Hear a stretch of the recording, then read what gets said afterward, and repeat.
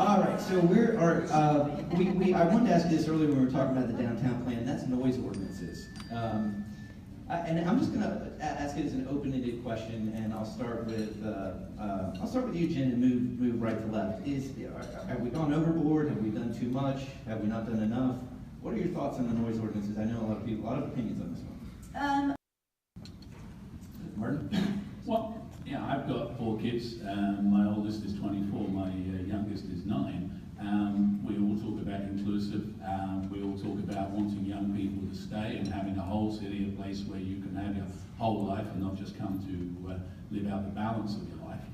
Well, that starts with not pretending it's a scene in Cocoon too.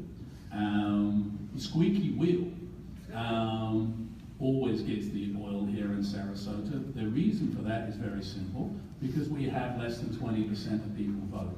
Until or unless we get full voter participation, this is going to happen time and time again. A few people who want to get to sleep at 10:30 are going to turn up at City Hall and tell people to turn the noise down. Well, so far as I'm concerned, that time has to change, moving the election, and we don't need a lot of noise. We just need to have a balance in our community, and at the moment the balance is way too heavily on a small group of people. And you know what? If you don't like noise, don't move downtown.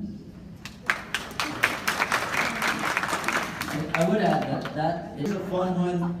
I've never heard it asked of you, so I'm going to start with you, Martin, and move. Sanctuary cities. How do you feel about a move to make Sarasota a sanctuary city?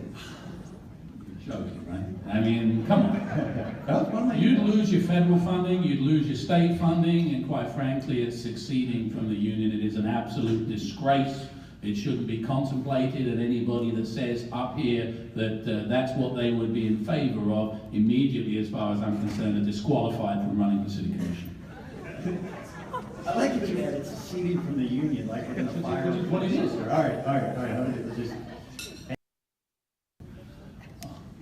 The question is about loud motorcycles.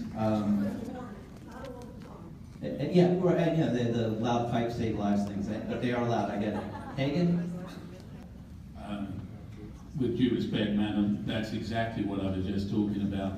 It's very much quieter elsewhere. Unless you want to stop the engines running, unless you want to control how many people, how old they are, or whatever else, it is what it is. It's a busy area, and it's a free country. And if they're not breaking the law, then I'm sorry, it's tough.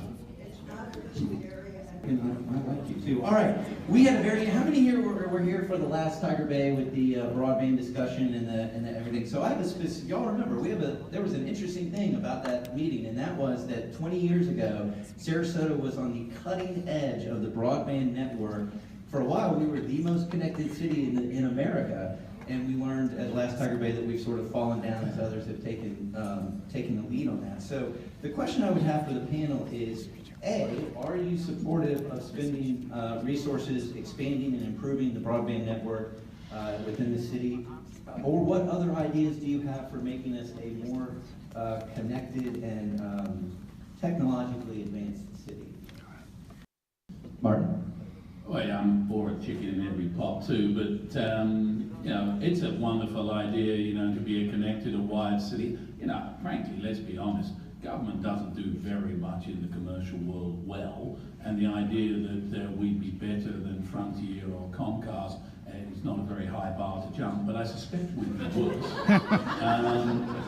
So, I think absolutely we've got better things to be getting on with, better things to be spending our money on, and you know, I think we should leave that to the guys in Silicon Valley.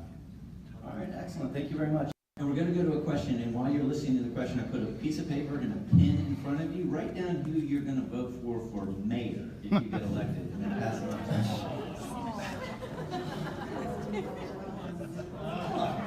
Come on. All right, next question. What can be done about the noise from... I just have to read. Jen's note is funny. It covers the waterfront, though. I'll give you that. It says, I hope to be elected on May 9th, and shortly thereafter, a mayor will be elected also. I will weigh the options carefully and make that decision in the sunshine after the commissioner discussion. But pretty much covers it. I like it. So well done. Anyone have any other questions? Now is the time. Otherwise, we're going to wrap it up and give you guys about 30 seconds each maybe to make your closing arguments. That's good. 3 weeks in 1 day, by the way, 3 weeks from tomorrow, so mark your calendars. And we'll start with Martin. What closing argument? Oh, Get the closing wrap up. argument. Well, there's a good closing argument right there. You know, asked a specific question, they can't give a specific answer. That's frustrating. I said that I'd vote for Liz Alpert, and I'll tell you why.